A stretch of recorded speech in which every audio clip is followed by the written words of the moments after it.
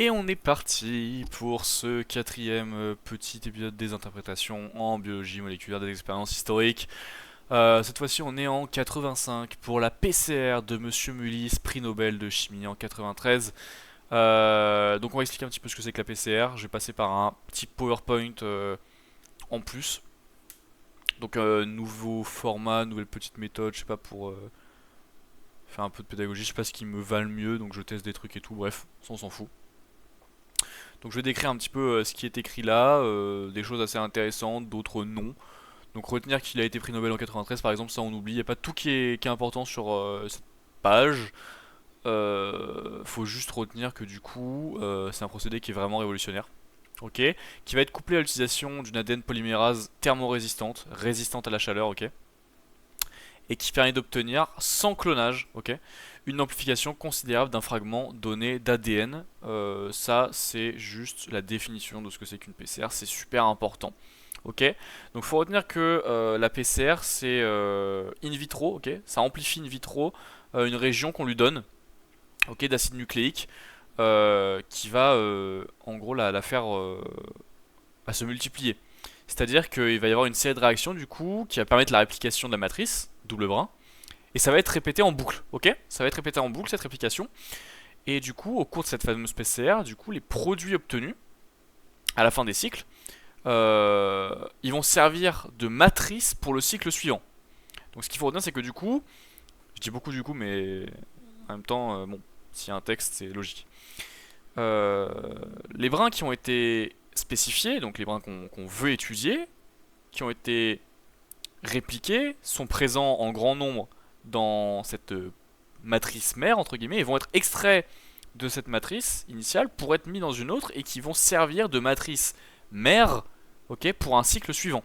Ce qui fait qu'en fait, on va avoir en permanence cette réplication du même brin constamment, ce qui fait que ça va amplifier le gène et c'est comme ça qu'on va réussir à l'étudier et surtout à le détecter. La PCR c'est au cœur de la médecine aujourd'hui, étant donné que vous avez tous fait des tests PCR pour le Covid. Donc voilà. Ce qu'il faut retenir aussi, c'est que du coup, pour avoir une réplication, bon, ça tout le monde le sait, enfin j'espère pour vous, parce que sinon vous êtes des fraudes, mais pour avoir une réplication, il faut trois étapes, dénaturation, hybridation et polymérisation. Voilà, je vais pas passer sur ces trois termes là parce que c'est des choses qui doivent être acquises et si c'est pas acquis vraiment, et il faut que ça le soit, c'est super important. Donc retenez également que cette expérience, elle est faite à l'aide d'un thermocycleur, pardon, parce qu'on va effectuer un contrôle sur les températures. Et je vous renvoie vers la vidéo sur l'enzymo où j'avais expliqué que l'activité enzymatique était également contrôlée par la température. Ok, 0 degré, aucune activité enzymatique. À 90 degrés, 100 degrés, il y a une dénaturation de certaines protéines, ce qui fait que les enzymes ne fonctionnent plus forcément. Voilà, on retient aussi que la PCR, c'est extrêmement rapide et ça dure que quelques heures. Voilà, 2 à 3 heures pour une PCR de 30 cycles. C'est ultra ultra rapide. On va passer du coup au petit PowerPoint, ça va un peu repasser sur les mêmes notions que je viens de définir en un peu plus précis. Et donc on est par.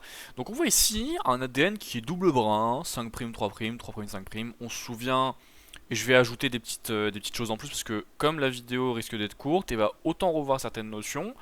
En termes de réplication, c'est le chapitre 3 et 4, donc voilà, autant passer un petit peu de temps dessus. Donc on se souvient que la polymérase, ça va de 5' à 3', que la polymérase en 3', 5', ça va être un brin qui va être retardé, ok. Ça va créer des fragments d'Okazaki, donc une réplication qui va être discontinue, pardon.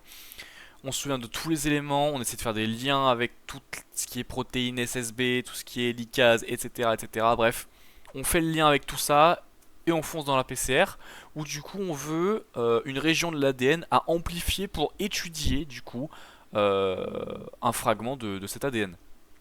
Donc on appelle ça, enfin on va avoir deux côtés d'oligonucléotides, ok. J'ai un peu embrouillé là, mais bref.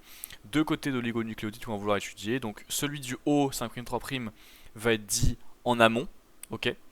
Et celui qui est vers le bas, dans le sens 3', 5', va être dit en aval. Voilà. Amont pour le haut, aval pour le bas. Amont 5', 3', bon sens. Aval 3', 5', sans discontinu. Voilà. Donc la PCR permet d'obtenir du coup un grand nombre de copies d'une région définie d'un ADN, ça c'est ce qu'on a dit. C'est une réaction qui est cyclique, ok. On se rappelle que la matrice, l'ADN qui va être synthétisé après va servir de matrice, donc de brin mère pour la prochaine réplication, ok. Ça va être un cycle autour de ça.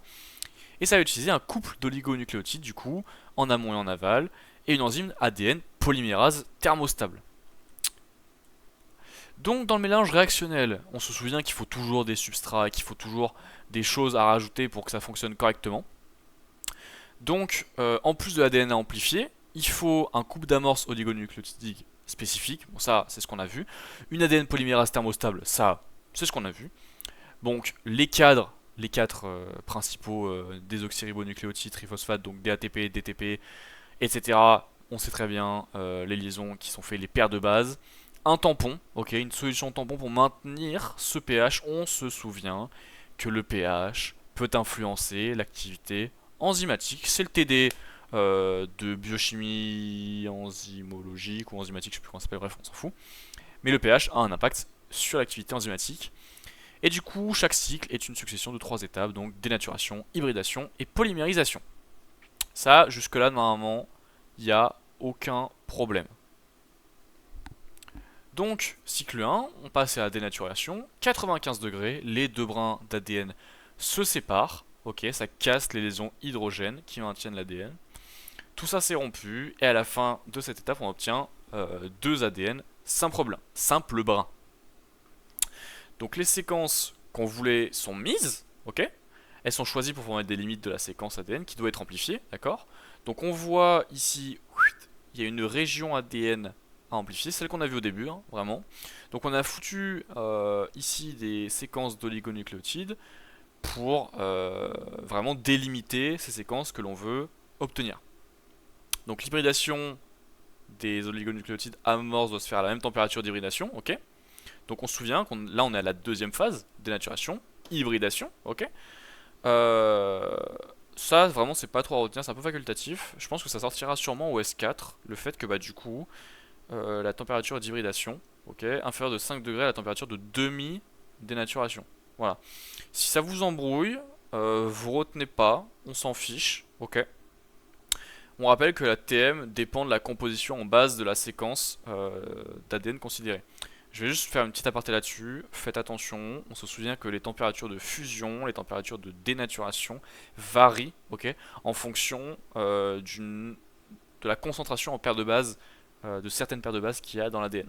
On se souvient que la paire de bases C et G ont 3 liaisons et que celles datées en ont 2 et que celles qui vont être plus dures à casser, celles où il y a 3 liaisons. Donc vraiment, on fait gaffe là-dessus parce que ça peut être un piège et ça peut être relou. Donc là, on passe à la polymérisation. Jolie animation qui est faite du coup. Ou du coup, j'en ai marre de dire du coup, hein. Vraiment je suis un... Bref. Donc après la polymérisation, du coup on va avoir... on va se retrouver avec la région de l'ADN qui a été amplifiée. D'accord. La polymérase issue d'un organisme thermophile, du coup, est particulièrement indiquée pour les réactions PCR. La température de polymérisation de cette TAC polymérase est de 72 degrés. Donc on se souvient que la température influence l'activité enzymatique. 72 degrés, c'est une bonne température. Il va y avoir une très grosse même activité enzymatique. Donc, oups. Pardon, c'était le four qui avait fini de cuire. Donc, j'en étais où? Donc oui, la polymérase, elle a une bonne température de polymérisation aux alentours de 112 degrés, ce qui fait qu'on va avoir une belle activité. Donc comme c'est précisé ici, ça effectue la polymérisation à partir de l'extrémité 3' OH libre de l'amorce que l'on a mis, ok, dans le sens de synthèse, donc le sens de synthèse d'une polymérase 5', 3'. On a fini les 3 cycles de la première étape. Maintenant, à l'issue du premier cycle de PCR, on a deux types de molécules d'ADN, ok, partiellement double brin.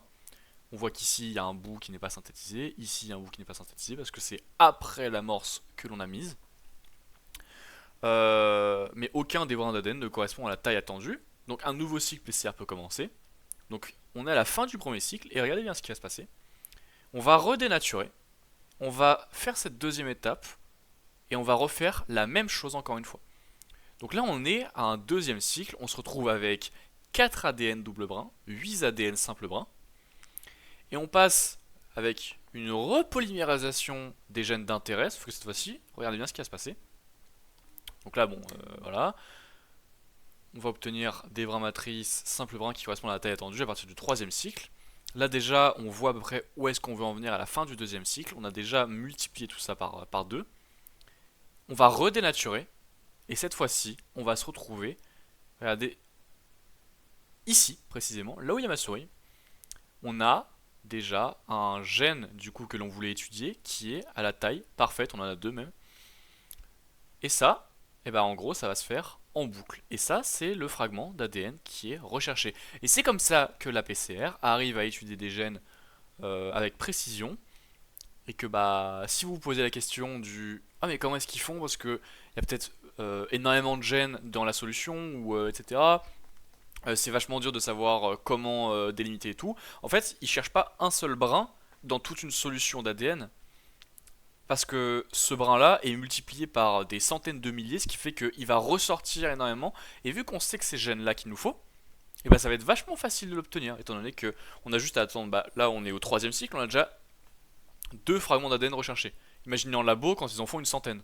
Bon bah on se retrouve quasi qu'avec ça en fait. Donc il va s'en suivre une multiplication de ces molécules d'ADN qui suit une loi de croissance exponentielle. Voilà, voilà. Je vous montre ce que ça fait à partir du quatrième cycle. Donc on était à 2 fragments parfaits. Là on se retrouve avec 8 fragments parfaits. Et c'est pour ça qu'on parle de croissance exponentielle. Et pour finir, bon pour rigoler, je vous montre à la fin d'un cinquième cycle ce qu'on obtient. Donc là bon je vais pas me faire chier à les compter. Mais vous avez compris que la PCR nous permet d'étudier avec précision des gènes d'intérêt en les multipliant d'une façon bah, vraiment quasi naturelle en fait. Hein. On fait pas énormément de synthèse, on fait pas énormément de modifications. C'est une réplication tout simplement où on va venir ajouter des amorces pour dire on arrête la réplication ici. Et la polymérase va faire son travail, donc on va un peu l'aider avec la température, avec le tampon du coup pour maintenir le pH, etc. En mettant en excès des désoxyribonucléotides, et c'est comme ça qu'on va pouvoir étudier tranquillement la PCR, enfin du moins les gènes d'intérêt.